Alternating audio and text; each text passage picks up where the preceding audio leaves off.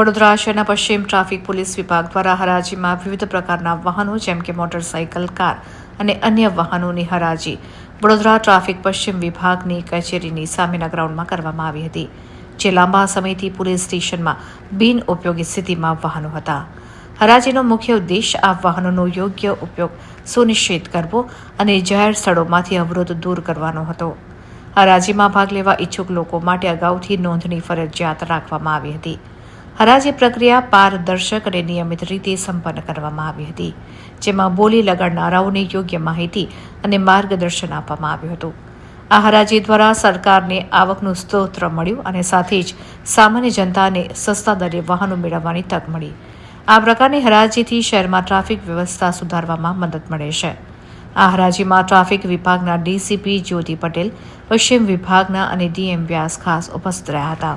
જુદા જુદા સમયે ટ્રાફિક શાખા દ્વારા જે વાહનો ડિટેઇન કરવામાં આવે છે અથવા તો રોડ ઉપર બિનવારસી મળી આવે છે, એવા વાહનોને અહીંયા પશ્ચિમ શાખાના ટોઈંગ સ્ટેશનમાં રાખવામાં આવ્યા હતા.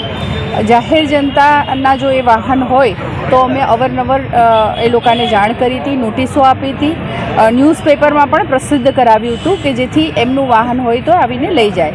ઘણા ખરા વાહન ચાલકો એમના વાહન આવીને લઈ ગયા છે, પણ છેલ્લે 38 વ્હીકલ્સ એવા હતા જેણે કોઈ વાહન ચાલકે ક્લેમ કરેલ ન હતા, જેથી એવા 38 વાહનોની આજે અહીંયા પશ્ચિમ શાખા સયાજીગંજ ટ્રાફિક શાખા ખાતે ટોઈંગ સ્ટેશન ખાતે હરાજી રાખવામાં આવી હતી, જેમાં લગભગ 80 જેટલા વેપારીઓએ ભાગ લીધો હતો અને 38 જેટલા વાહનોની અપસેટ કિંમત અમે 1,71,000 જેટલી નક્કી કરી હતી, જેની સામે હરાજીમાં અમને 1,95,000 ની કિંમત ચૂકવી અને વેપારીએ આ વાહનોનો હરાજીમાં નક્કી કરવામાં